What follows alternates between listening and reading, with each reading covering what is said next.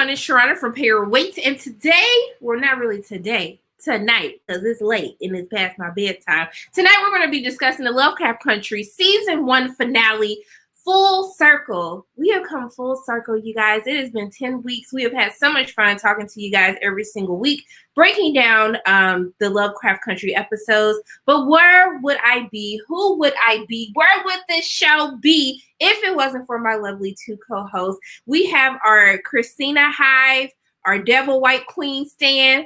Welcome back, Trey. Thank you for having me once again. I'm so excited to talk about this episode. It's been a journey through these weeks and through these episodes, but we made it. We're here. Is it bad that, like, as soon as I saw you, I wanted to start singing, like, ding dong, the witch is dead?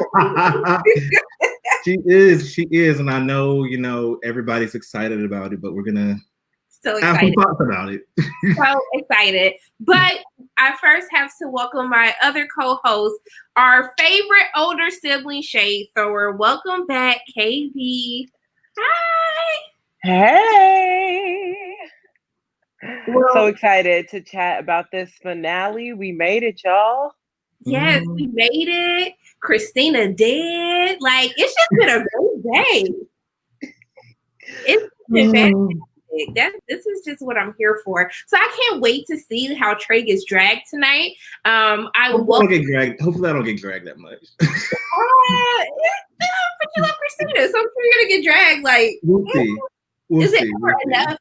But yeah, so I do want to tell everyone in the chat that last week who made comments about Atticus crying, that you're all going to hell, because there were so many heartfelt, emotional moments in this episode, and I couldn't even take it seriously because I would start laughing every time I saw Atticus crying. The man knows he's about to die, and I'm sitting here laughing the entire episode because he is crying. So, Trey, I'm going to give it to you first. What are your quick thoughts on tonight's season finale of Lovecraft Country? So, it's hard to condense them down, but I felt like it was solid. It was a very solid finale. But overall, I felt like the first 5 episodes were stronger than the back half. And I feel like the back half allowed us to get a lot of good character arcs. But as far as moving the storytelling along, it just everything just felt like it was just being wrapped up so quickly. And I felt like the show kind of made this grandiose, world building and all these people. And it just I felt it was so much built up. When it came to the end, it was just like, okay, this is it. And some things just were just zoomed through, even not even this episode, the past few episodes just kind of felt like they just kept going really, really fast. And then even now, there are a lot of loose ends that we haven't tied up. Honestly, some of them were just still in the air. But I liked it.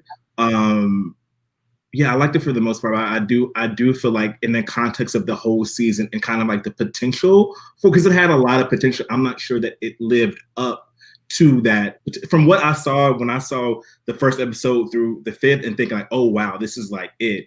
And then it just kind of slowed down. And I don't know if it if it could have did more storyline wise as opposed to character wise, because for me, I'll talk about a little bit more later, but Gia had a crucial role in this finale, but we only really saw her in the Korea episode. So it's just and then when she came back again, she just kind of took say bye. But I'll get more into that later, how I feel the characters kind of, I'm not gonna say the actor out of character, but it just felt kind of rushed for the most part for me. Before we get into Kay's thoughts, I will shout out to Mr. Awesome, who says, I can't even stay up and hang with y'all tonight. I feel you. We're tired. This live show almost didn't happen because I was knocked out. But Mr. Awesome appreciates all the fun this season, and we appreciate you watching with us these past 10 weeks. So thank you. So, KB, what were your thoughts? Yeah, so the finale went by super fast. I had already anticipated, like I told you guys last week, that I probably would not get all of my questions answered. That remained true. I did get more answers than I anticipated because I really thought I was going to be left with way more cliffhangers. But I definitely still feel like even in the end, I'm like, is there going to be another season? Is this it? What's going on? To Trey's point with Gia, so I had a conversation this week and I texted y'all about it with my best friend about Gia. And I said to her specifically, if Gia does not come back in this finale and is not used as the secret weapon to take her 100th soul, so that way she finds freedom and Tick needs to use her. If that doesn't happen, then I'm gonna riot. So I do appreciate that they did use Gia because Gia was the only person that Christina was not anticipating in her complex, complicated game of chess. Nowhere in that was Gia. So I do appreciate that they used her. I do appreciate that Gia got the apology that she deserved. Because Tick last week. I mean, he did apologize. Tick last week was, he tried. Well, Tick last week definitely, was out of line and out of pocket for just leaving her there. I appreciate that he was like, okay, I'm sorry about the way that I talked to you. I'm sorry that I was denying, what we had. I'm sorry. So for Tick, that's an apology. And honestly, like, he did not take Gia on because he needed something, because at the end of the day, he didn't involve her in any of those plans. I feel like he should have, because it would have been wise to use Gia in that regard. But I don't think that he understood Gia's power and capabilities and the things that she could have done when he was really thinking about that. I don't think he considered her at all. So, like, truly, he really didn't need anything from her in that regard, because I don't think he knew that she had that kind of power to be able to use. I think he was just mostly like, listen, let me make amends because I'm about to die, which most people do. And I will say, I am upset about how they did my Queen Ruby.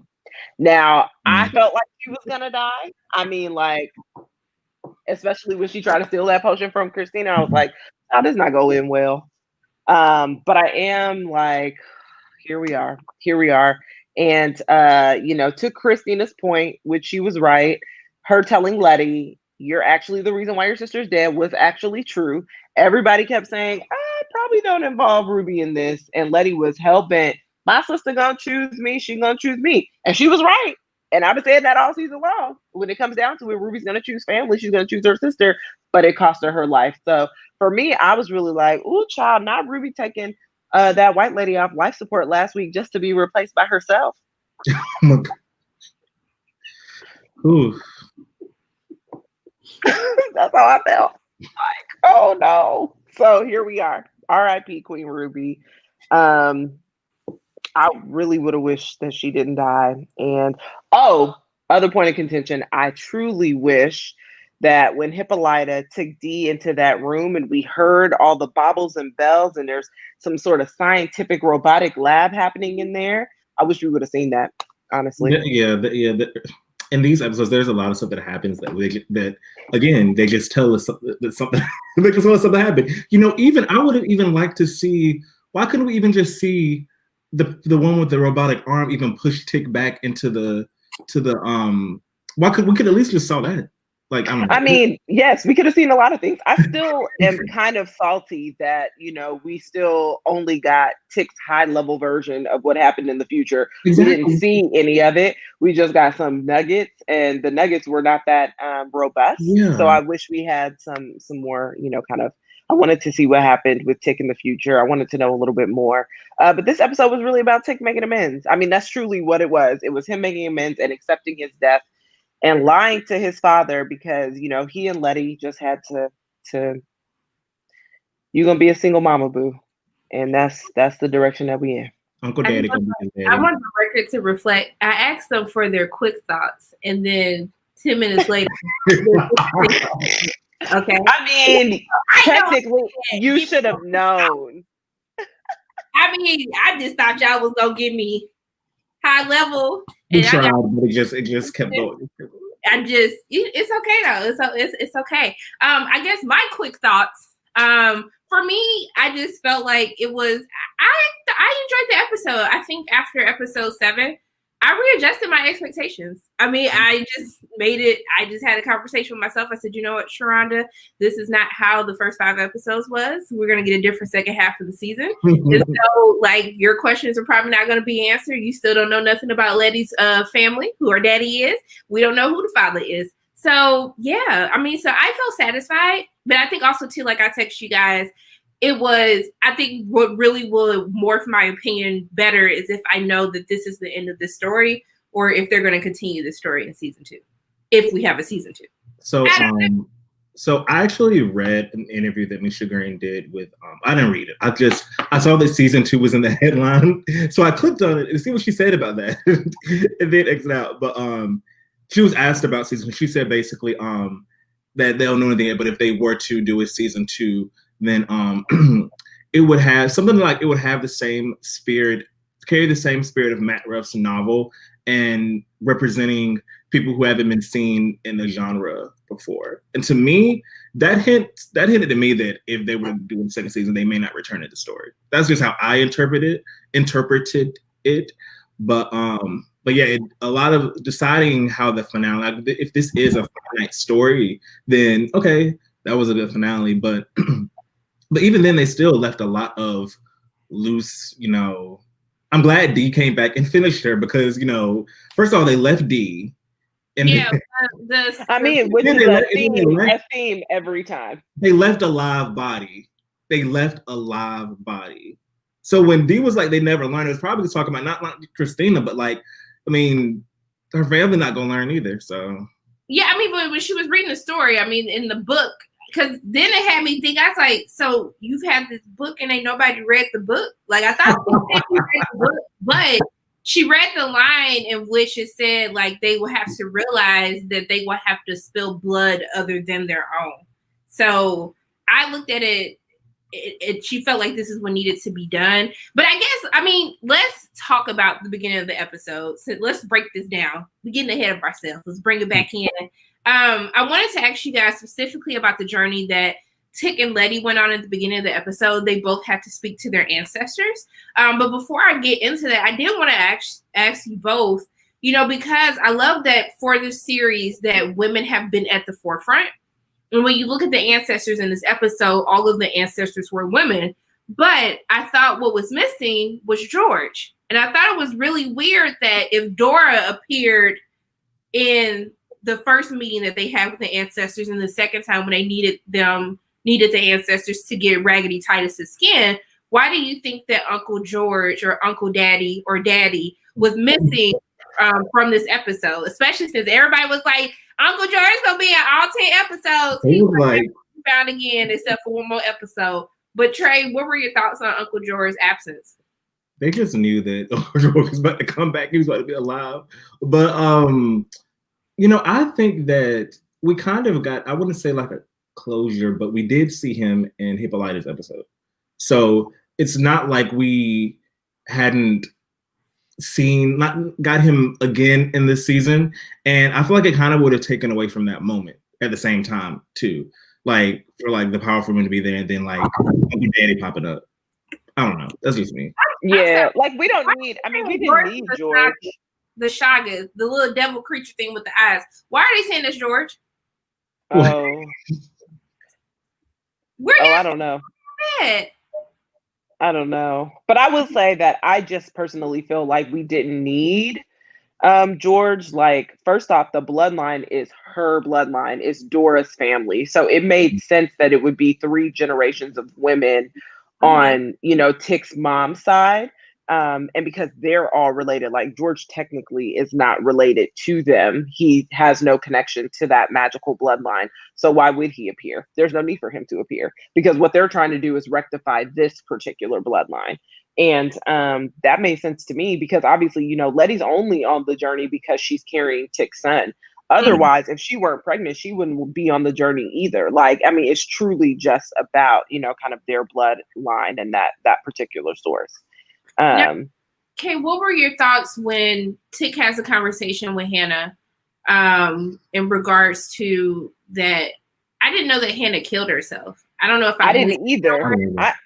I didn't know that either until this episode. So I'm right there with you.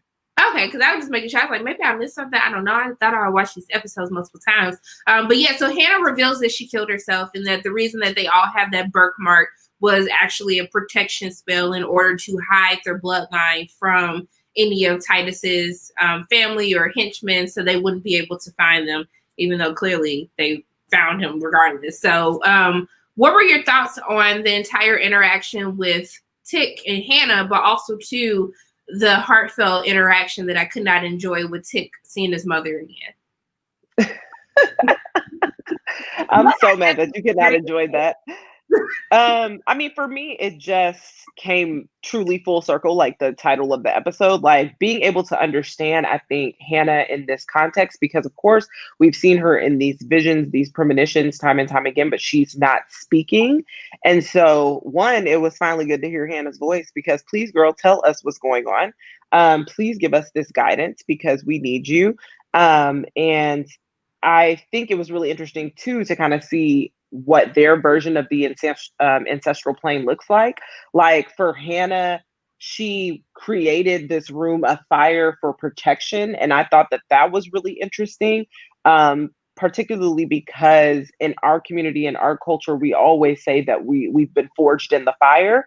And like Hannah literally created this safe room that was just fire to protect her and her baby, while she tried to figure out magic and what it meant.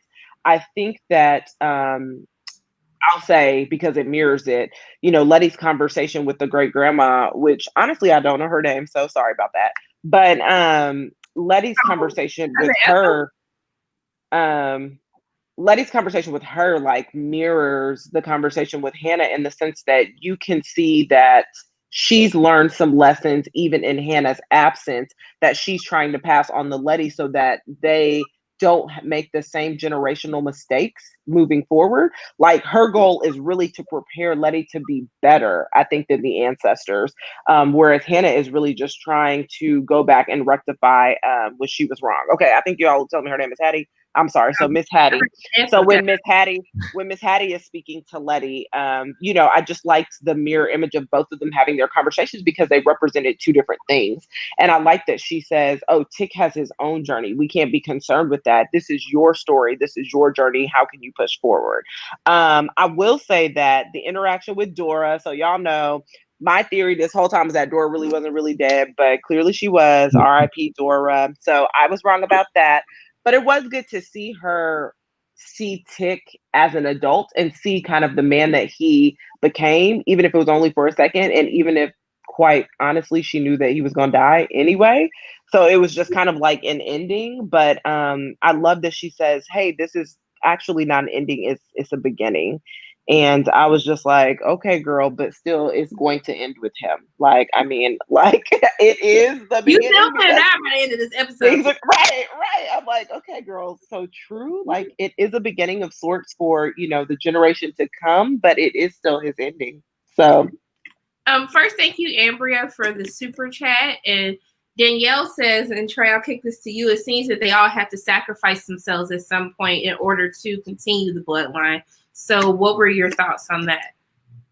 I think that it was about, like, even I think it was Hannah who said, or Dora, one about making the mistakes that they didn't make. And Tick was just the next in line, and I think that this was the opportunity where he actually realized that. And it was kind of another part where, I would kind of try to be empathetic, but I couldn't. I just Tick crying just does something to me now. But he like laid down in like Dora's lap and was like, I don't want to die. And he was like, I don't want to die. But I think he needed that moment. I don't think he would have been able to come to terms with what he had to do if he hadn't gone through that and seen like how all of them had to, what Hannah did. Then we have Hattie, who, knew she was going to die when she died. And I guess she always knew, because that's how, the baseball bat, everything, like she knew that was going to happen.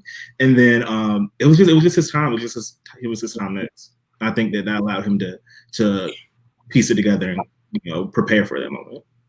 And Nicole, I agree with this comment, and we're going to get into this when we get to the end of the episode, but I wanted to thank you for the super chat. But one of the things that I do appreciate for this episode is that it didn't. I do appreciate that very early on in the episode, Tick accepted his fate. I don't think he wasn't okay with it, but he knew it's what needed to be done. And I was happy that they didn't try to keep us like on our toes. Like, is he gonna die? Is he not gonna die? It was made known from the very beginning, like, you have to die in order to save everyone else. But I really loved the scene where before they do the spell to bring D back, that he like stopped and like hugged his mom one more time because he knew like this is the last time I'll be able to talk to you. I'm like, boy, you talked to your mama like whole 15 minutes later. So it wasn't even the last time. But what were your thoughts in Dee's reaction, Kay, to when she woke back up? Because baby, when she saw that her arm was toast, honey. She looked down at her arm and started screaming. I was just like, ooh, she finna be mad. And it's all they fault because when nobody watching her. Well, to your point with, I'm just going to say one thing that you mentioned. To your point with Tick accepting his fate, yes. And he did hug his mom one more time. But all I kept thinking was, well, you finna die, so y'all finna be together 24/7. Was really what I was thinking. But so then, yes, about Dee. Whoo, child. Dee had a full-on meltdown. And it's understandable because this is your dominant arm. This is your drawing arm. This is what you do everything with. She also, like, who knows what was happening to her internally while everything was happening on the outside? You know what I mean? Like, who knows, like, what she was experiencing while she was being cursed, if she was in some sort of, like, if she was being, I don't know, tortured while she was being cursed kind of mentally. Who knows? Mm-hmm. So she came out of there and she was pissed. I will say, the way she talked to Hippolyta, honey, the way when Trey says they not seeing heaven, I was thinking, child, D not seeing heaven because the way she talked back to her mama, she is. I was like, but I appreciate that Hippolyta really mostly just kind of let her have those feelings. Because she was like, she understood that she was wrong because she was wrong. She did her. Like the way that she felt, I appreciated. Yeah. The way she handled it, I really appreciated because she understood and she took responsibility for her actions. And I feel like a lot of times in parent-child relationships that we see on screen, it's mostly just the parents telling the kid, okay, but I'm still the parent, and never actually taking responsibility when they are wrong or when they actually, abandon that child for a period of time and then that child gets cursed. I mean, this doesn't happen often on TV, but you know what I'm saying. So I'm just like, okay. But I think Dee's point, she was going to get there. She just needed to go through being upset. She needed to go through the motions of her feelings. And I liked that they allowed Hippolyta to have kind of grace with her and help her kind of see and understand and get to that point. Now, Hippolyta also, y'all, was giving me everything in this blue wig still. I mean, I was like, okay, girl, she got a whole new personality with this blue wig. I mean, and I was like, switch it up on her, honey. She's herself now. Switch it up on her. I'm just saying. But I do want to ask Trey, let's talk about your white queen real quick. Let's get into it. I'm ready. I do want to ask you in regards to the conversation that Ruby and Christina has. So this is after the whole thing in the cemetery with Ruby and Letty. But when she goes back and Christina's having this conversation talking about how she's worried that the spell won't work, and she was like, I would have killed my whole family for nothing. I was like, sis, you don't care about your family? What? So I do want to ask you, do you think that she really do you really think that she had remorse about her family? And then okay, also what? Also what? Yeah, because I felt like you was about to agree with her. So go ahead, child. I'm not agreeing with her. I'm just saying I think that she was multi-layered. She was a multi-dimensional villain. And I do think that, again, I guess it turned out that she was the big bad. So I know I was questioning it a few episodes ago. I didn't see her as a good villain. She was opportune. She was opportune. I'm not saying that doesn't. I feel like you can be a good villain still opportune. It's like I don't know, baby. What are these layers that you were talking about? You really got no heart. You sitting up here talking about this. She is multi-lit. She's multi-lit. I do think that deep down, I think that she just couldn't overcome it. You know, I think, and we saw hints of it. We saw it when she, I mean, I guess she did help D for her own good, and she actually didn't, and she knew that all the shit. Anyway, well, I mean, the part I want to say we haven't gotten to it because she did do something else later on, and then like I felt like there are hints of it. I am faithful to the end. You know, this is my queen, and we're just, like, I do think that she was a good villain for the show, and yes, there's a super chat coming up that I just love that Trey is still faithful. But when Trey said, "I'm faithful to the end," I heard that song, that Faith Evans song, "Faithful to the End," and I was like, "That's Trey." anyway. Not that you're dry. Oh no. I do think that they just dragging me. Traded for a limb. A dead limb, okay? That's how they feel. A dead limb. I'm sorry, Trey. Go ahead. Everyone keeps asking about Letty. So Chris, if I don't want to get too far in it, okay, it's here. Christina was the one who did put back on the mark because that was her promise to Ruby. I mean, she killed Ruby, but she said, I mean, I guess in death she's gonna do that, and it became her downfall, as we've seen. So I mean, one of the good acts she did came back to bite her. So I mean, it's true. But yeah, she went outright sad, but shout out to a real one. I know the eyes were those. Shout out to a real one. I can't. I told Sharronda and KB when Christina was like, "Give it up, lady." I just thought about "Give it up, delicious." Give it up, delicious. Like Can you say, Trey, please? Do you feel like, how did you feel about the scene with Ruby and Christina when they finally got it on? Because I'm like, how do y'all have feelings for one another and you don't even like interact in a loving way with one another? Y'all don't get in the boom boom room. Y'all don't do no moisturizing, no nothing. So how did you feel about their first experience together?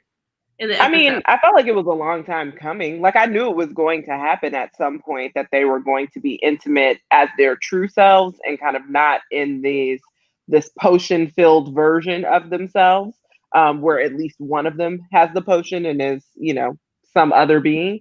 So yeah, I felt like it was time. I mean, I do think that what we've seen over the course of the 10 episodes is Christina letting down her walls. I think she had to kill Ruby. She felt like she needed to kill Ruby to truly teach her a lesson.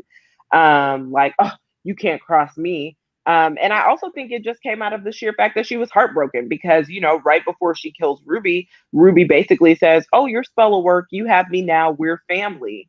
And she goes back on that, you know, for her actual family. And so I think that Christina really needed to prove a point in that regard and say, oh, okay, girl, I am super shocked that she gave Letty back her invulnerability, that she kept that promise, because, you know, I do feel like Christina is the type of white woman who would be like, okay, but you broke your promise to me about us being family. So why do I need to keep the promise to you about your sister?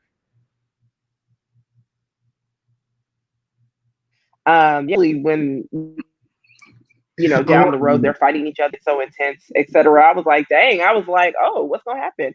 But yeah, I will say that. I will also say, because I guess we skipped over it. Well, we skipped over the part, like, we're talking about when they become intimate, but that happens after Letty and Tick resurrect Titus. That happens after they resurrect Titus.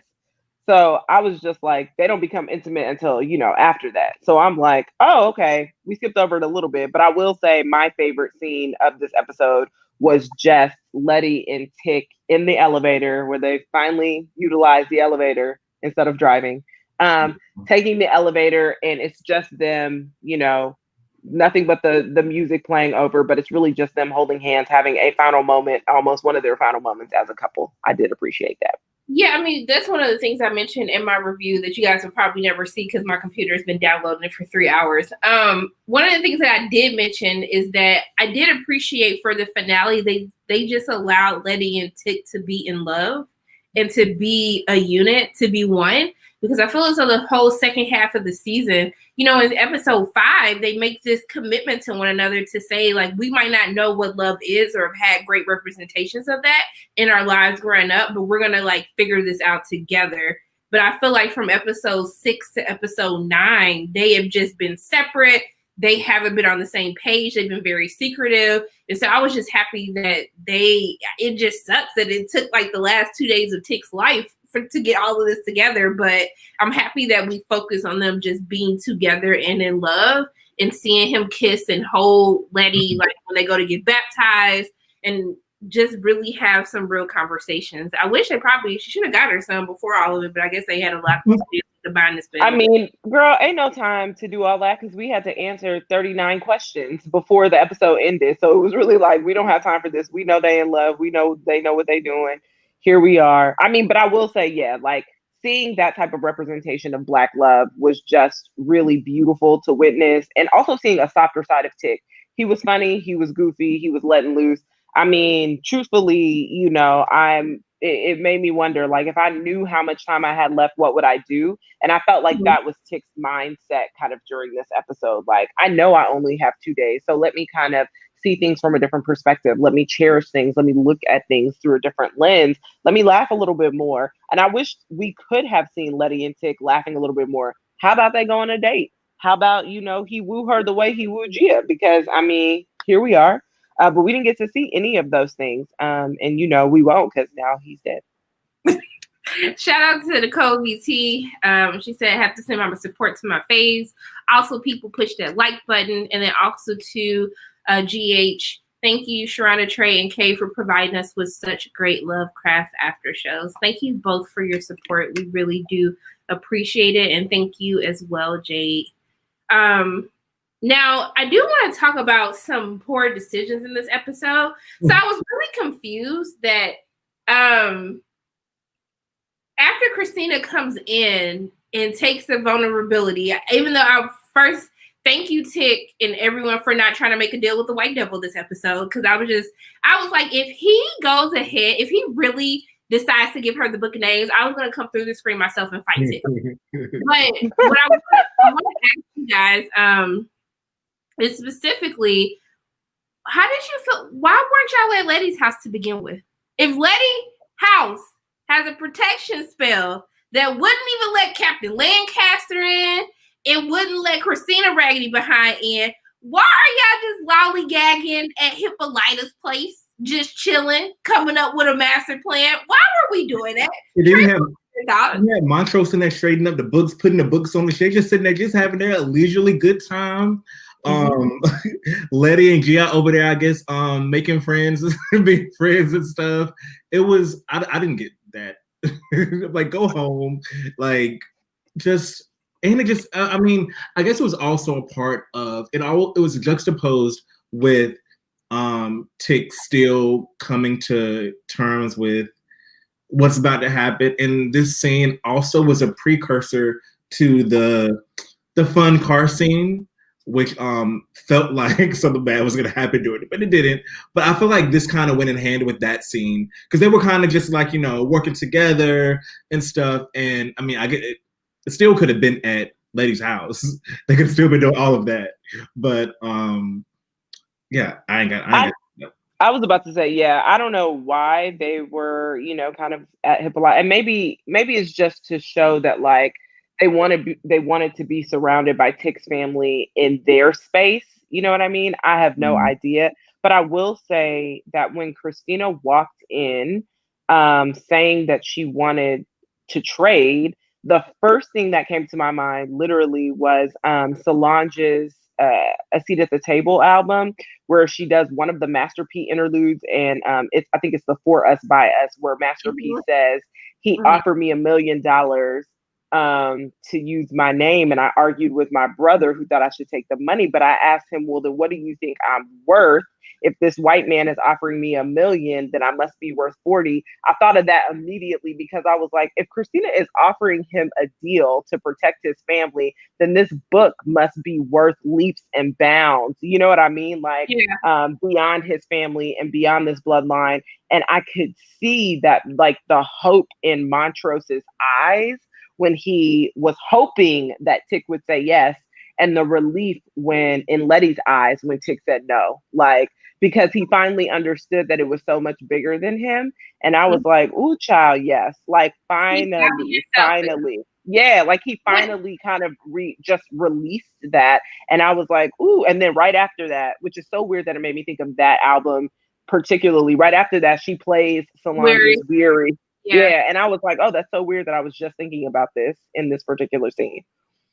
Shout out to Film Speak. Just coming in to say you guys have killed it with the live recaps week after week. I really enjoyed listening to you all break things down. Amazing job. Thank you so much. And you guys, please go follow Film Speak. He does some really great interviews and video essays on some of your favorite films. One thing that I was kind of confused about, though, is she was like, well, if you give me the book, then I'll find another way. And I was like, well, B, we couldn't find another way right now. She was lying. It was, I mean, she still would have figured out a way to try to get Tick back. Okay, Trey, but I appreciate that you being honest. That she's still lying. You have a choice. Everyone has not been reasoning with me well. I've always made sense. You can't say I've never made sense. I just made sense just now. So I mean, it's whatever. I'm sorry. I'm sorry. But I do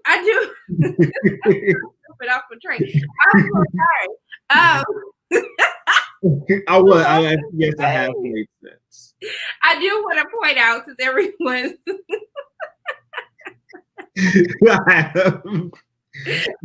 y'all been blinded by the fact that you just, oh, Christina, whatever. Like, yeah, I mean, I've recognized that. I just said she was just. I just said she was just a good villain. That's it. Y'all took it and ran with it. Okay. I'm just gonna move on. I do want to point out that in the episode we saw when they're actually doing the thing that they should have done this entire time was to head to Letty's house where they have a protection spell, that they saw another family, Black family, moving in. So her pioneering of her being the first Black person to move into the white neighborhood was working. There were other people that were starting to move in as well. I wanted to shout that out before y'all was like, you didn't talk about this. We talked about it. Shout out to the Blacks in the neighborhood. Yeah. I'm done with y'all. I was going to say something ignorant, like, yeah, I know the property value going to go down, but that's how they do it. It's the truth. It's articles about it. So I guess what I want to talk about next is we need to talk about this plan. So they come up with a plan to do a binding spell, which I thought it kind of led us into the second episode, which is how everyone died because they all ate of Fitz's flesh. And so that's why when Fitz died, everyone else died when the spell went wrong. And if you guys don't know who Fitz is Samuel Braithwaite, but we call him Fitz because he will always be Fitz because he was Fitz on Scandal, and that's where we know him from, or the evil guy in Ghost. That's the only two references that we give to his character, okay? Sorry, Tony, but that is what it is. It's above me now. So I wanted to get your thoughts on when they bring Titus back, because Titus just did not care. He did not care. And he called her a wench. And then said, after, I treated you better than any other N-word. I said, Titus. With the hard R. I was with the R. Okay? So, okay, give me your thoughts on this entire commotion. And also, to shout out to Morton's stock, because I really hope that your stock went up. And also, too, I hope that you do sell the actual big boxes, because like I ain't never seen a box that big at the grocery store. But I was just like, how much money did Morton's pay for that like placement? Because we saw the Morton's box a couple of times in the episode. But all I kept thinking about the whole time was, how much salt do they have? Like, how much salt did y'all pack? That's what I was thinking. I mean, it was cheap, so I was.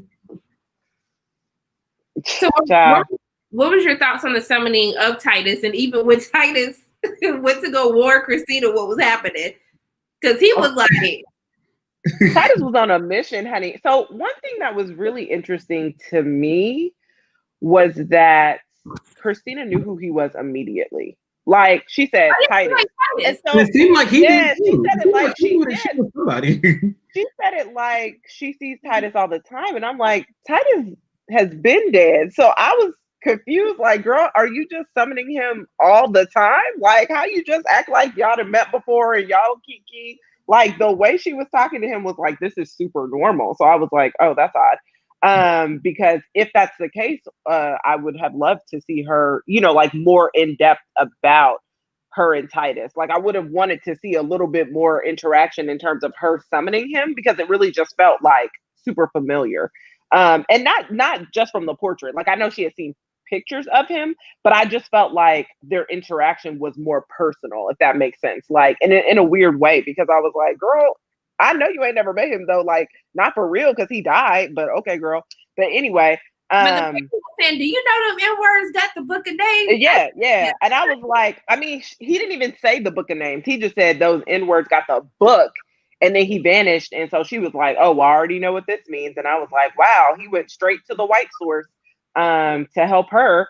But meanwhile, when he sees all of the ancestors, first things first, he attacks Hannah and basically calls her out of her name. He's rude. He's basically the same person that he's always been. We just finally get to see it. And he's like, I don't care if this person is my ancestor. Like, y'all can all die, because I don't owe you anything. That's Titus. That's him, and that's his energy. So I was really like, oh, okay. But it makes sense. Like he is who he is, and he is one of those good old boys. He's a true Southern racist. And at the end of the day, this is him. So sorry, a true racist, not a Southern racist. They was in the north because I know. I got confused. Sorry. I know that we're in the Midwest. So excuse me. I mean, how did you say what? So why people get sent us her granddad? That's not her granddad. It's not her grandfather. That's actually it's not Christina's grandfather. It's like a great cousin. He's somebody like great granddad or something. Yeah. This isn't on their side of Braithwaite's. It's not. Yeah, that's why I was like, oh no. But anyway, yes, I misspoke. They're definitely not Southern. But at the end of the day, he's still racist. And honestly, a Southern racist from a Kentucky Fried Northern racist, from a Midwestern racist to a West Coast racist, ain't just racist. So I mean, like, and he truly is who he is. So Trey, how did you feel about your white queen being ejected from the car? I felt that it was a bit much. Like, we know the trick is like she can't be hurt. So why did y'all do all of that? Y'all should have just had Ruby fly out the car, because I was just concerned. I was like, why? Why did y'all do all this? I mean, it is what it is. I mean, she just. Did you? Were you scared for your white queen? I thought it was actually a good scene, and then I think it was just so. It was between her just. Oh gosh! And then just when Titus just popped up, and then they were like that Spider-Man meme. It's like they were just like boom, oh, and then it's like I don't know if Titus recognized like that's a Braithwaite, but he was just like white person. These black people got the book. Do something. That's basically he was like so. Yeah, because I mean, that's a good point.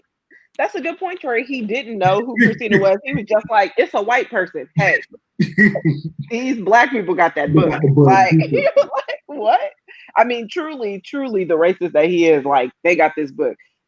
His Boston Northeastern racism coming to the surface. Like, let me find a white somewhere. He disappeared too quickly to realize she had a black woman in the car with her. Right. He wasn't even paying attention.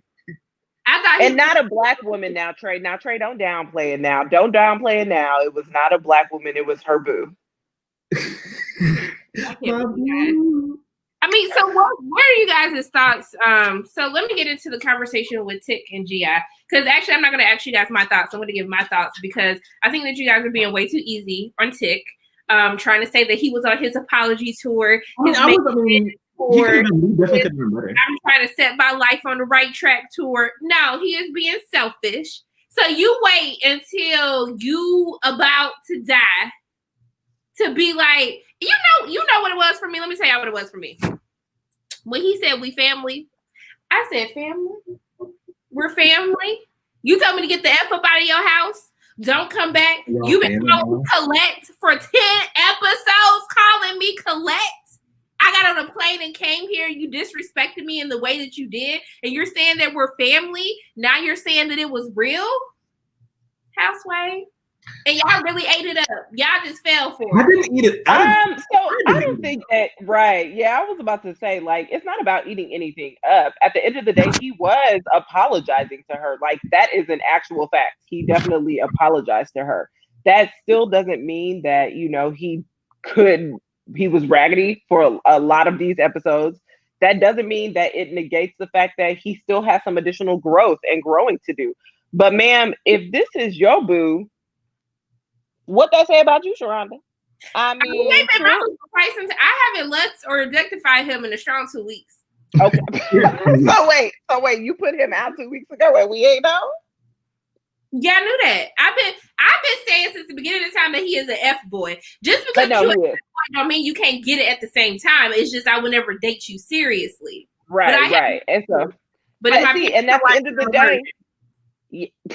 But at the end of the day, I truly feel like, yes, he apologized. I think two things can be true. Like, we got to stop acting like multiple things can't be true at one time. Yes, was Tick acting a hot fool in that last episode? Absolutely. In this episode, did he apologize? Is he trying to make amends because he knows he's going to die? Absolutely.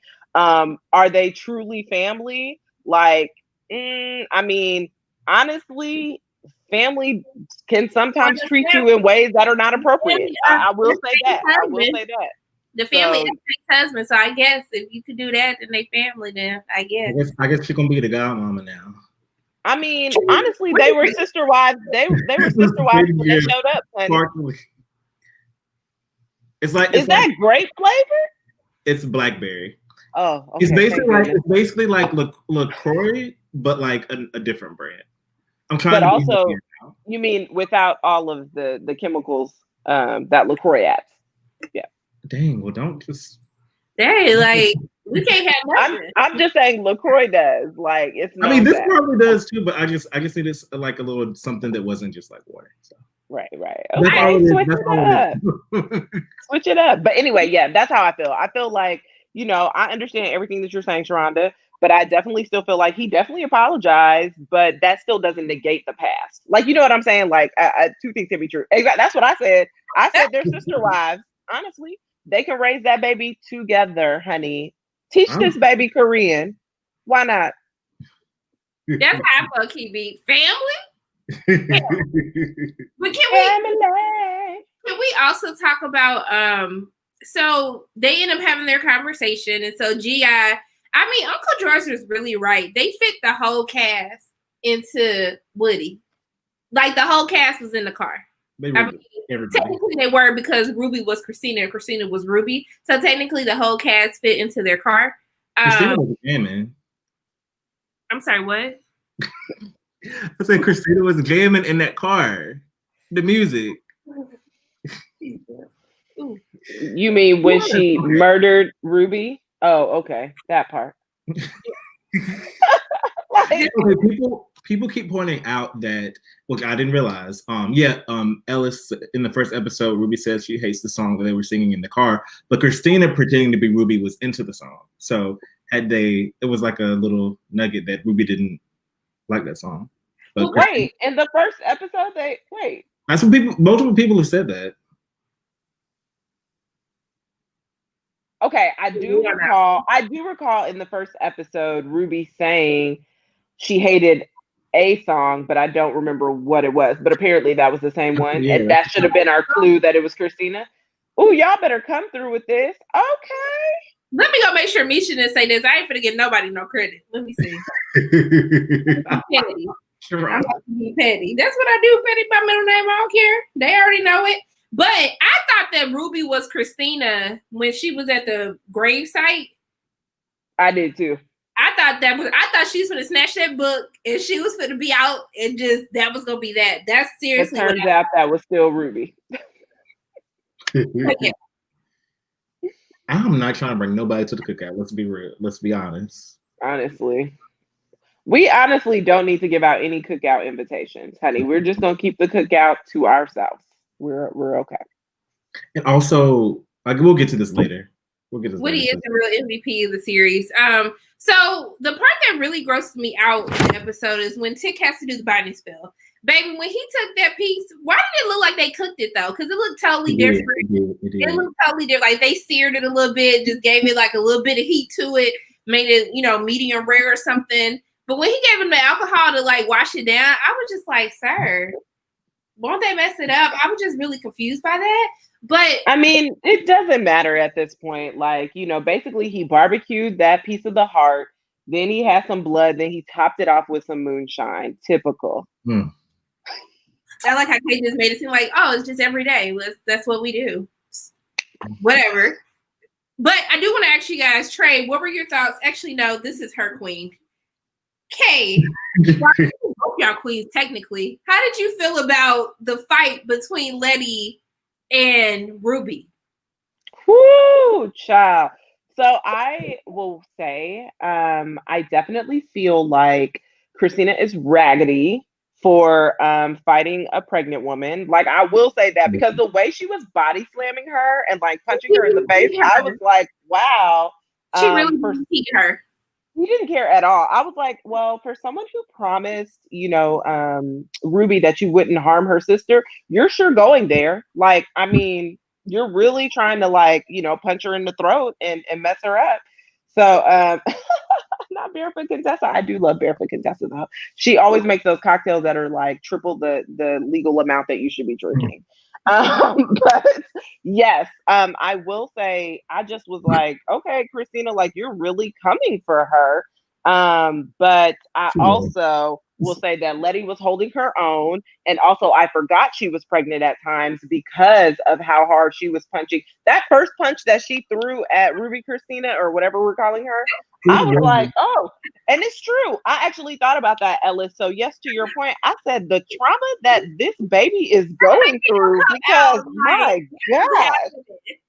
Letty held her own, but it was that one part when Christina hit her in the face like 3 times. Like that was the part I was like, please don't. Her against the wall. I said, wow, like okay. Yeah, Christina's mad raggedy for that. Honestly, wanted to know what was the point of the potion. So the point of the potion was Ruby was supposed to get the blood, the hair, and some remnants of Christina in order to bind Atticus to Christina, so she would die. However, Christina caught on to it. She caught Ruby actually still in the potion, and she put Ruby's contents into it instead of her own. So that's how the spell wasn't able to work. And that's why when he saw Christina when she came to actually perform the ritual, he knew something was immediately wrong and their plan had failed. In a nutshell. So yes. But this brings me to my point where I really had an issue with G.I. So G.I., y'all on a bridge, crazy white townsfolk trying to kill you, okay? Cool. Knew it could be an issue. You got 9 tails, G.I. 9 tails. And you didn't do nothing? No tails came out? And then Montrose, for someone that's always beating somebody's ass, why your ass always getting beat? Montrose sitting up there for the last 15 minutes of the episode. He's been getting his ass beat since episode 3, 4?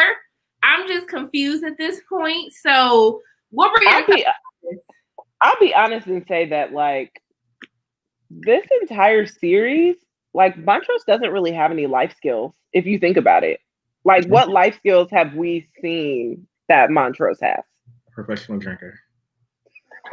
I mean, honestly, Like, I mean, and I shouldn't laugh Moonshine at that connoisseur. because, well, I shouldn't laugh at that because that's how he's dealing with his trauma. That's how he's managing it. He has not sought counsel or therapy, so he's not handling it well, and he is an alcoholic. But honestly, like, he has no life skills. He doesn't have a job. Like, what value has Montrose truly added into this show? Like, I kept thinking when we, sacrificed Tick, like, I don't know, man. Like, maybe it should have been Montrose because, I mean, Dora said that the Montrose had a fierce heart because she said that he had the best of both his daddies, his fake daddy fierce heart and his Uncle Daddy integrity.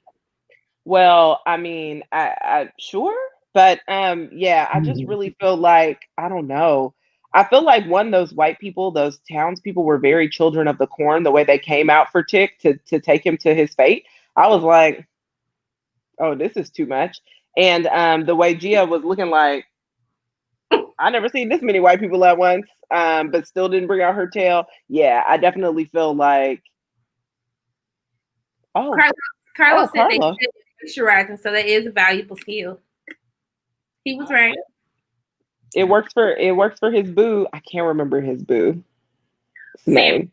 Sammy. Yes, it works for Sammy. So yes, it works for Sammy. But I mean, honestly, I just was like, Gia, I need you to take Christina's soul. That was actually my sole purpose of this. I firmly was like, we need to use Christina to get not Christina. We need to use Gia to get Christina's soul. And also so that way we can in turn free Gia. And that's all I was looking for Gia to truly get her freedom and to stop being a Kamiho and, to be the human that she desired to be and get her, emotional capacity back. And so that's all I wanted, honestly. I mean, so Trey, what did you think about when they actually do the spell? I thought it was very graphic. I didn't know. She made it seem like, okay, Tick, it's gonna be over real quick. We just gonna kill you real quick. You don't feel nothing. She like, I couldn't even lust after him because I was like, oh my god, like he was like taking a shower in his blood. I mean, I will be honest. This was 100% a True Blood scene for me. Like, the moment she started basically just drinking his blood and flourishing in it, I was like, oh, this is truly HBO. Like, y'all are giving me old True Blood vibes. Like, truly. Just drank everything and just took that white dress, wore that white dress like she was pure. I said, Christina, like she was pure of heart and pure of intention. Wore this white dress and then got all that blood on it. And then as soon as it turned to red, I was like, honey, whew. She showed up in that white. She said she was here to do business, but all season she been teasing about this blood. It's just gonna be a little bit. Like, she just needed like to make it. It was very graphic. I was just like, look, Nicole said seeing Tick's abs one last time is helping me heal from this COVID. Oh dang, Nicole. It's just the cure you needed. Okay. But on a serious note, this is miserable. I hope you get better, honey. Yeah. Oh no, you have COVID? I'm so sorry. Sorry, boo. Take care of yourself. Please rest. I'm glad Tick's abs is helping you through this, though. But I mean, yeah. So, what were your thoughts when? I want to know your thoughts because I did like when after she told him what happened to Letty. I do like that Tick sees Letty and she whispers to him, "I love you" from afar. But what were your thoughts about the whole chanting and when she was like, Letty, like, let it go? What were your thoughts on this whole? Because I was just like, sis, what are we doing right now? Like, you missed it. What are we doing? Like, it was this weird portion when she like when she like stabbed her. And then she was like, oh, and then like started laughing about it. She was like totally unbothered. Letty still chanting. She like, give it up. Like, your time is up. And then I think that it was good to see her like truly, because she did not see Gia coming at all. Like, I know we're probably going to get to this part, but about how when Gia can use her but Gia learned to control her tails because she was with Atticus and she loved him. She learned how to control. I definitely think that she could have used them back. I mean, maybe she was just like, I don't know, maybe she thought there were going to be some different variables and she just wanted to make sure that when the time came, she could do it. Maybe. I think she had to get herself in the proper mental state. Like, I think seeing the darkness kind of overcome the town, I think is when she realized, and she went back to when she went to go see the shaman, and the shaman gave her that prophecy. I think that she just needed to kind of tap into that portion of herself, if that makes sense. Like, I don't think she was really thinking about it when they were interacting with the townspeople, but as soon as she saw the darkness, I think it reminded her of that, and she was able to pull from somewhere else deep within her to get the tales to come out in a non-sexual, experience, and to take that 100th soul. I'm just happy that she, got that freedom, because I feel like she deserved it. Like, here we are. It's time, let go of being a Kamiho. You can rest, you can breathe. It just sucks that, like, the series of events that have to occur, and her, watching her first love die while Letty is watching her first love die. Technically, because it's both of y'all's first loves. That's why y'all sister wives now. Like, just watching both of their first loves die in this way, I'm like, oh my goodness. And I do feel like when Letty mouthed to Tick, I love you, that's when he felt like he could finally die. Like, I felt like he was waiting, because, he was kind of hanging on, and he was really upset when he thought that Christina murdered Letty. So I think seeing Letty finally just one last time, he was like, okay, like, that's my baby mama number one. And, she's carrying my first son, because who knows how many other sons will appear and arise from, Tick's conquests around the world. But I just will say, he's like, she gonna have my baby, and that's it, Also, someone noted that Christina may not have protected Letty as keeping a promise, but protecting the baby, because the baby. I mean, I think it was a promise to Ruby. Yeah. Right. I think that was the primary purpose. I mean, did you feel that it was lazy storytelling to tell all of this through a flashback of as Gia connects to both Christina and Tick, where we see that the Snaga thing.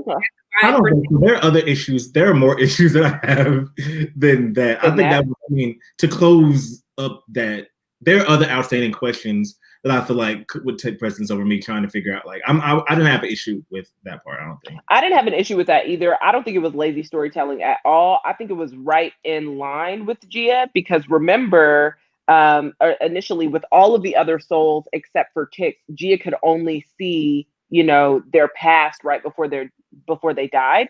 But remember, with Tick, she was able to see his future. So I think that was in line with his death. Like, she was able to just see kind of his past right before he died. And that just kind of signified that was the end. Do you think that Ruby should have had a better ending? Yes, honey. Yeah, why is my queen dead? Honestly. Because why did she have to die? And again, let me take you back, because people keep saying that they think, like, if Ruby is alive, then William is alive. We know William is dead. So, well, they're not dead.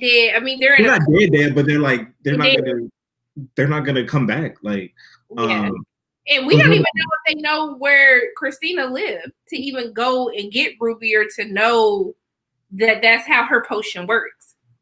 Yeah, she has to take their blood and keep them alive.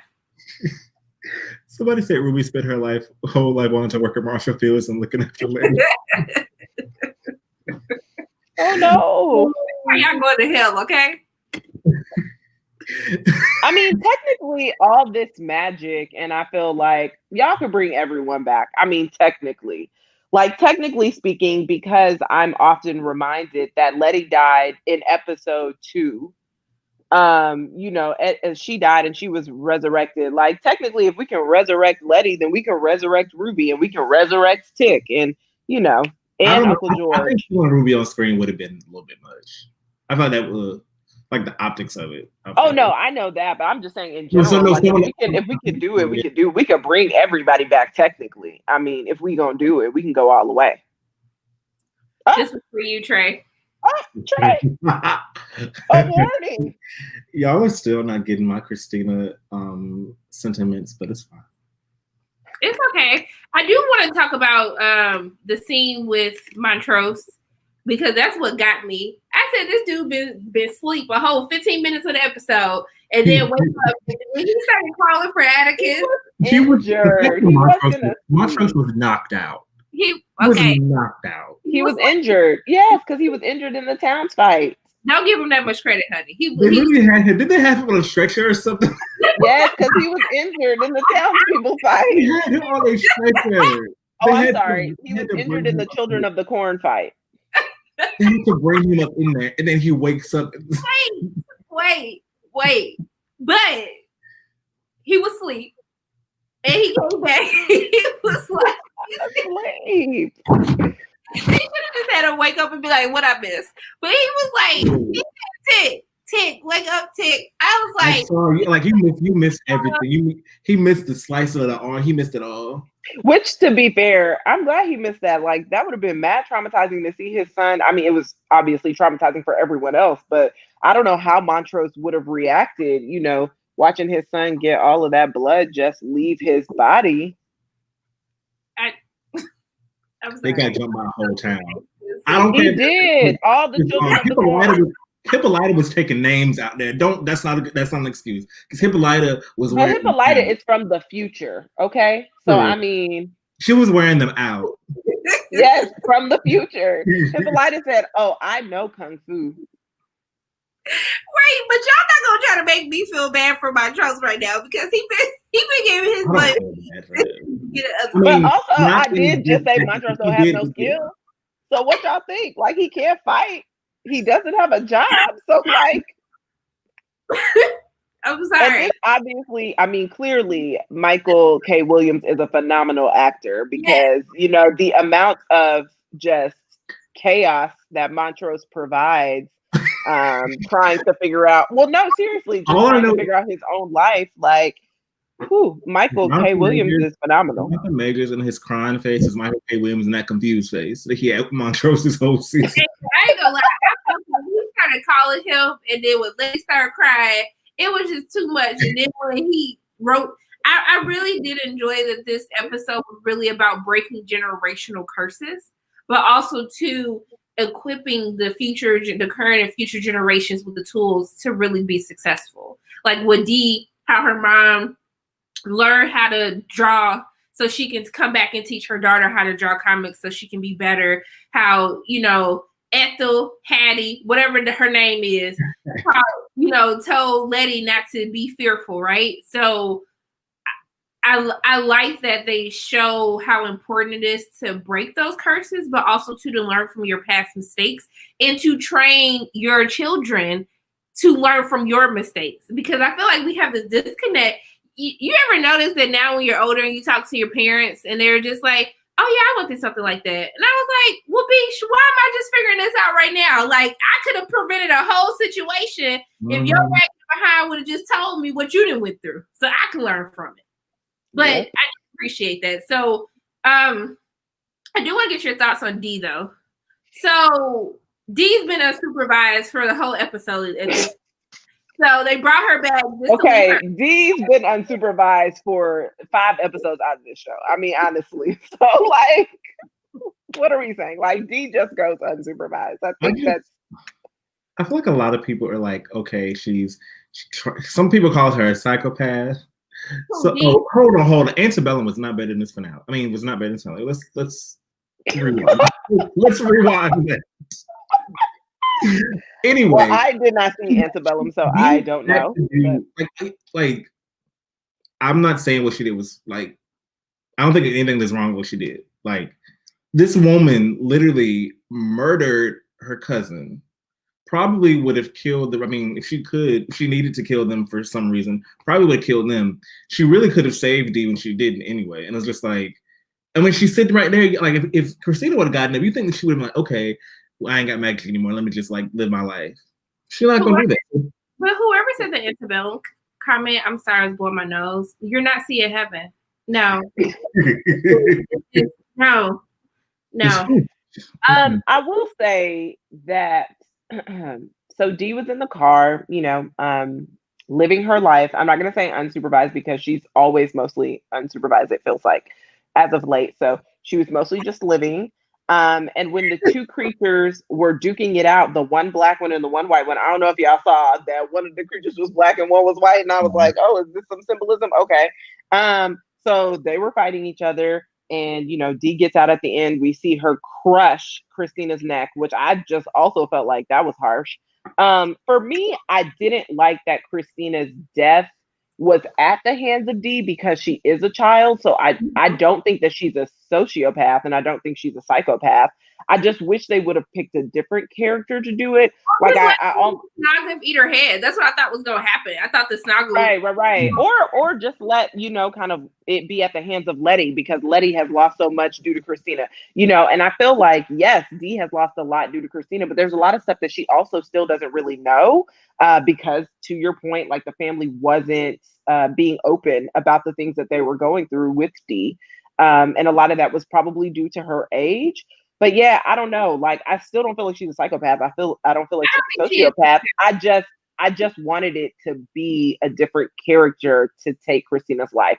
To Trey's point, Christina was never going to be satisfied with life without magic. Like, that was not going to be it. I mean, at the end of the day, I feel like Christina would have taken her own life before she just, accepted this non-magical fate.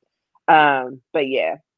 I thought that somebody said Dee's mad because they killed Dee's brother, and I was like, you're right, not her cousin, her brother. But I thought that Dee was still had her rage because she still hasn't recovered from Emmett's death.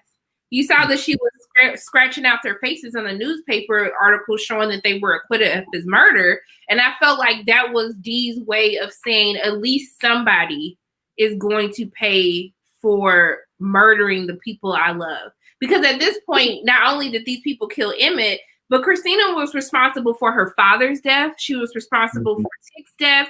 Like, and she almost died.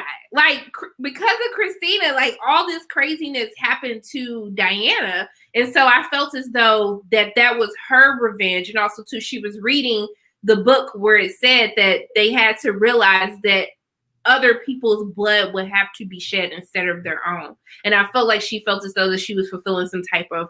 I do too. That part is. Yeah, now that makes sense. So yeah, I mean, after she read it, but I'm just trying to figure out if you guys got attacked in the woods before when y'all were in Artem, why did we leave her in the car again? I think that as we've seen, we know that the creature was protecting her. Maybe and then we saw that in the flashback too. So I don't know if he had to introduce Dee to it so he could protect her once he went away. So he would know someone else's smell. I'm sure he did it had the whole family do it. But maybe I wasn't sure if they knew that was the case. No, I think he knew. I think he did that. He made it a point to do that. But I don't know, like the rest, like the family, by leaving her out there. Maybe they thought she would be safer out there than being. It's still okay though. I mean, to be frank, there is no safe place. Like I think if they should have learned any lesson, it's that nowhere is safe. Truly, like nowhere is safe. I mean, and I get what you're saying too, Sharronda. To your point, I 100% agree. Like Dee has had a lot of death surrounding her, and so she has a lot of rage because of said death. But again, I still just felt like because she was so young, I wish it was another character who had taken Christina's life. I mean, I understand her rage. Yeah, like I understand her rage, and her rage makes sense. Like, and she needed a way to kind of channel that rage. I just wish we would have seen her channel the rage in a different capacity that wasn't necessarily killing Christina. But Christina had to die, and it was going to be by somebody, truly. Yeah, I mean, so Two River Power says, when Christina said it's not personal, I was triggered, told that at work after the supervisor did me in. It is personal. Plus, with magic, everybody alive. I mean, this goes back into when she also tried to tell them that this isn't generational hatred. I said, come again? That's literally the root of racism, girl, but okay. Like, it's not generational. Like, okay. But honestly, I've said this time and time again, like, we're living a different type of lifestyle. Like, Christina is living a different type of life, truly. Like, she does not understand, because she truly does not. She is a white woman, which in this instance, and I said it episode 1 of this after show, white woman's the most dangerous person, in this instance. Everybody's so worried about these old white men and what they can do, but here comes Christina playing chess. Trey's queen. Yeah, I mean, so I think overall for me, my thoughts on the show was I felt like some things were wrapped up, but not a lot of questions were necessarily answered. I did want to know more about the timeline of George and Dora. I do think that George married Hippolyta after Dora just because of Dee's age. Because Tick is a grown man and Dee is so young that I do think that he met Hippolyta after Dora. I just don't know if she knew necessarily if Tick was his son or not. That I don't know. I do wish we had a little bit of clarification on that. And I think also too, like on Letty, her family, like who's her father. I don't know why I thought it was gonna be this huge tie-in with that, but yeah, I mean, for me, it is what it is. I had my acceptance phase after episode 8, so I kind of just assumed that we weren't going to be where we wanted to be. But overall, for me, I'm fine with it. I don't think that the story does need to continue after this season. I think it should just be a one and done, and they should just move on to a different story. You could possibly use the same actors, but I do appreciate Misha and what she has done, teaching us our Black history, teaching us about our culture, also too showing that women can be in the forefront, that women can lead in horror and adventure and sci-fi and save the day. But also to the fact that she also accepted her mistakes, especially with Yahima, which I still just don't understand why that whole scene needed to happen whatsoever. But I mean, overall, I was still appreciative of the series. And I thought that overall it was great performances. I really hope that we get Emmy nominations and then some. But yeah, I mean, I just had a great time talking to all of you guys. Just praying for covering and healing for Trey's mind and heart over his lust for Christina. Yeah, I will say overall, I think that the series has done something that we've never seen before. And I truly have never watched or experienced TV in this way. I think, overall, the series was incredible. It's an incredible feat, one, to just kind of have all of the historical context that we had on one TV show, I think was extraordinary, and it was beautiful and something we had never seen. I still, to this day, will never be over how they layered in and woven all of these beautiful poems and words from some of our ancestors and the people that we look up to and our heroes in that space. I loved it. I think it was wildly ambitious, which to me is a good thing. And I also just think that it really and truly centered Black women. Honestly, I think that overall, if you look at all 10 episodes, it's a love story to Black women and it's a testament to Black women. And so, yeah, Tick is at the center, but, Tick is nothing without the women in his life. And you see that from day one. And that's a theme that continues all the way until the end. I just, seeing this representation of Black love, seeing how we can heal generational trauma because we all have it. And that newborn baby, little George, clearly is going to come into this world with some trauma based on everything, that kind of happens while his mother is pregnant. But I think it's just about what we do with that trauma and how we move forward. And I think there are so many really rich and good lessons in this show. And I was just super impressed with the series as a whole. Like, I still have a lot of questions, to Sharronda's point. I definitely still have a lot of questions. But a lot of things also were answered. And I do just want to see more Black people in this space, in this genre space. More Black women in this genre, like leading specifically. And I wouldn't be mad. Y'all know I wouldn't be mad at a season 2 if it was an anthology style and if we get a different time period, a different story, if we just get to establish something new. I do want to give shout out to our super chats before we get Trey's final thoughts. Renee says, I appreciate all the commentary I provided on Lovecraft Country after each episode. I even enjoyed Trey's stand for Christina. Is it truly the end? Look how we came full circle with Trey, y'all. Full circle. Thank you so much, Still Renee. the same energy the whole time. Also, the Felicia D gave Atticus the book so he could change the outcome of his death. That's why she said what she said before killing Christina is you guys never learn. And also, too, we had another one. Did I lose it? Oh, Kimberly, thank you, Kimberly, for your super sticker. I appreciate it. Trey, give me your thoughts. So, kind of going off with what Kay said, like I felt like we were on such an upward trajectory. I don't think it quite hit. There was a few bumps on the landing.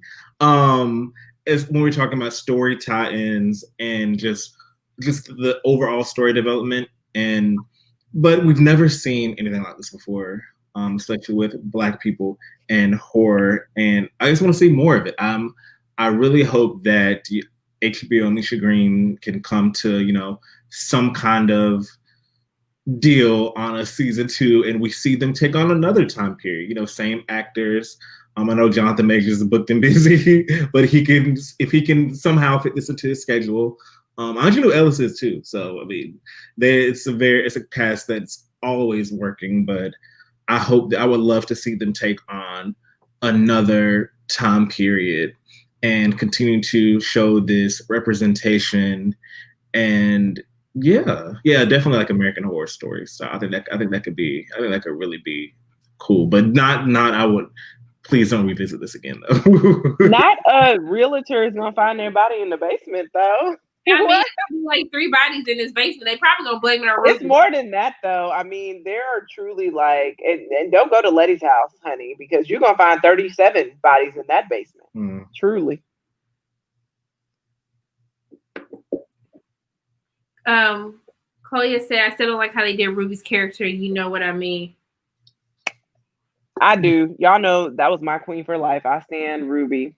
Honestly, she was the most complex character in all of the best ways, and I truly, truly appreciated everything that Ruby brought to this series. So I did peep Christina and the auto shot. She did. Not the Kente dress. She did have a print though. She did have a print though. Y'all are right.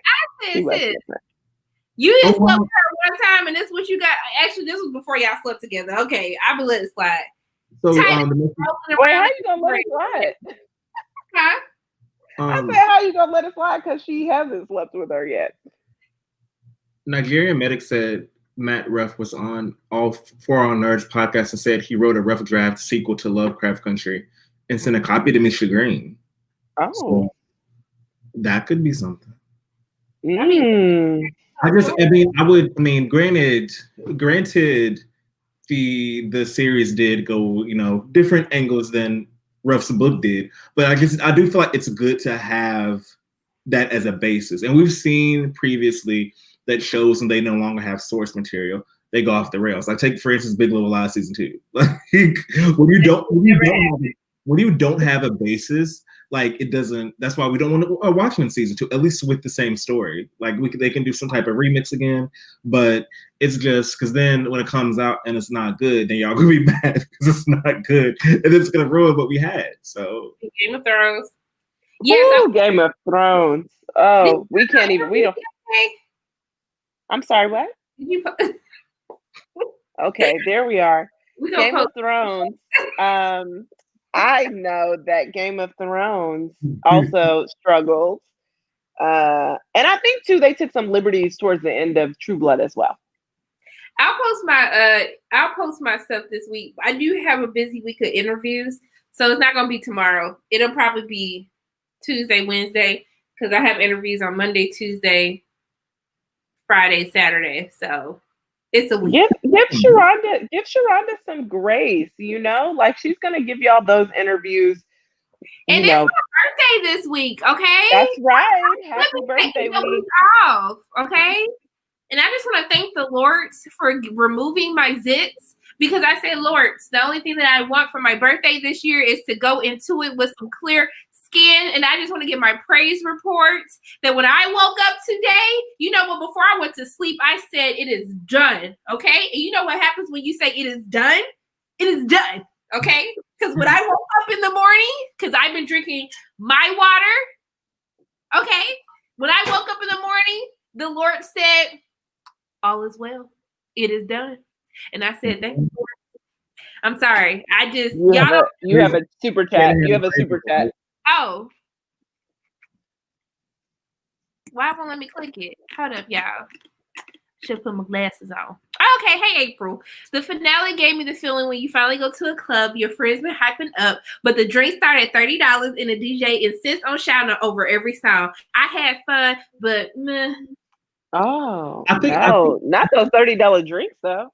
I think that by maybe episode 7, 8-ish, I had kind of like Sharronda said, I think I had kind of reconciled with the fact that it probably wasn't going to end like we thought it may have ended in episodes 1 through 5. And I think that kind of it leveled. Okay, it made me get in the mindset of okay, this is how it's probably going to go, and I think that's why it wasn't as disappointing to me because I still don't think. It wasn't bad by any means, but I think that I kind of was prepared for it to be something like that.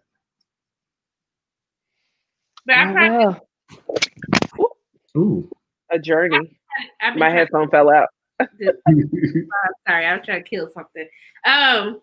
Yeah, but you guys, it has been so much fun talking to you guys.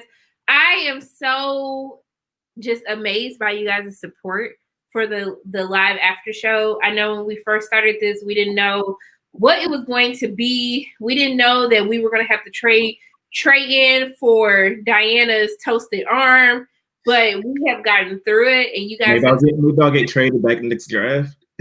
I don't know. You said a couple of things today. I don't know no more.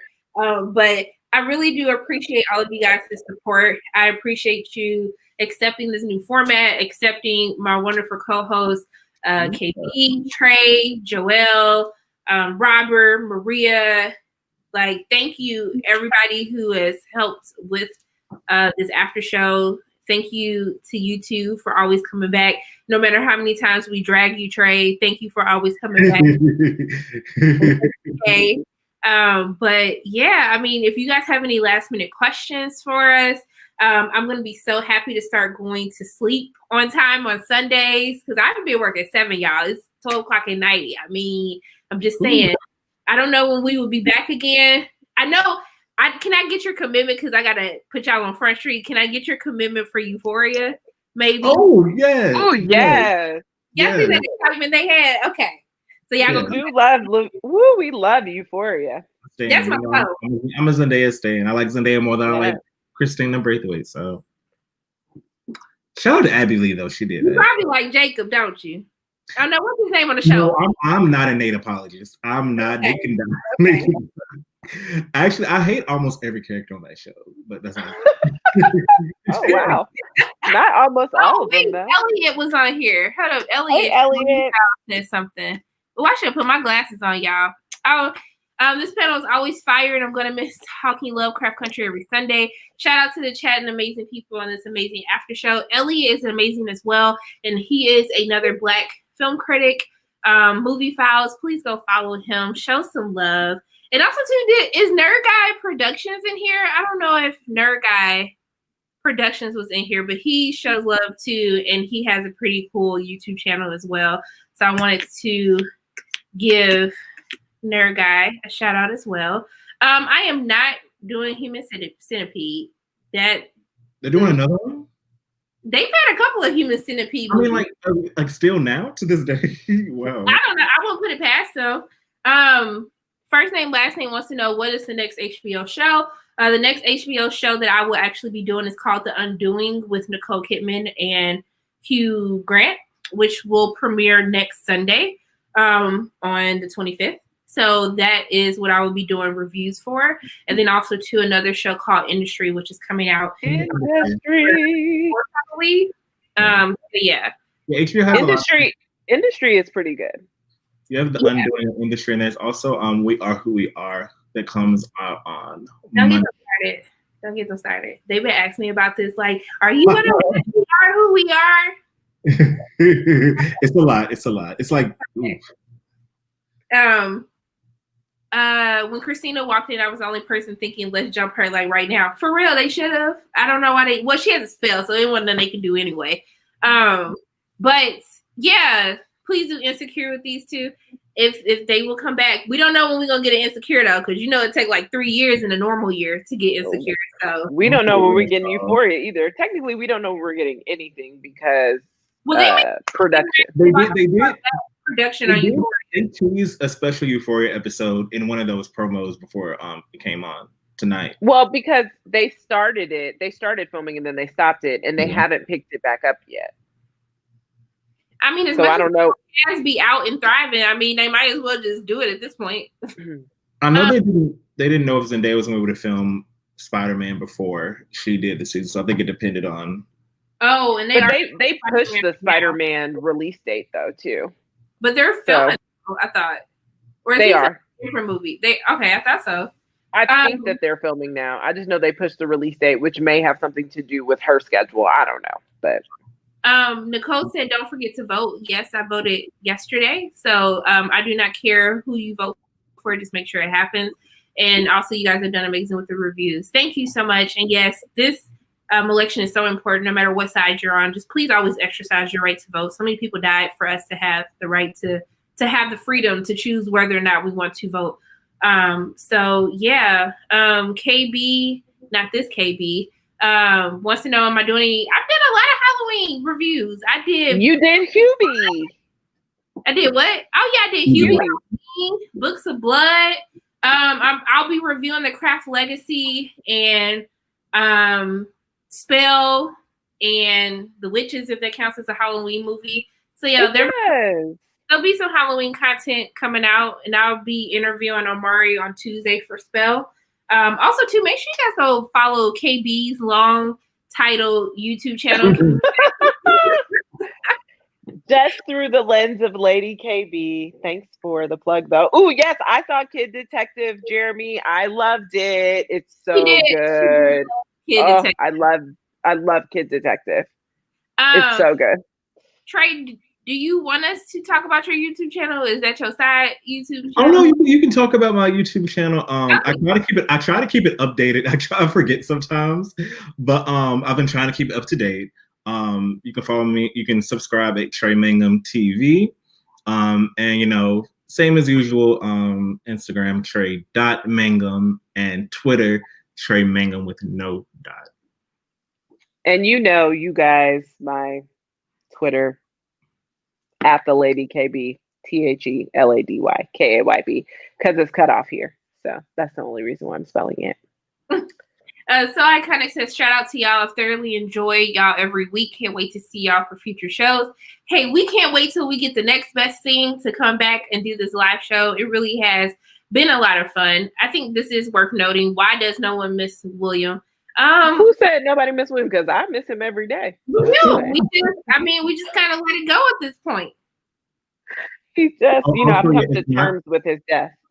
It's not Trey Mangum. It's Mangum. I used to think that was Trey Mangum. So if you've been trying to find me on Twitter, Instagram, YouTube, it's MANGUM.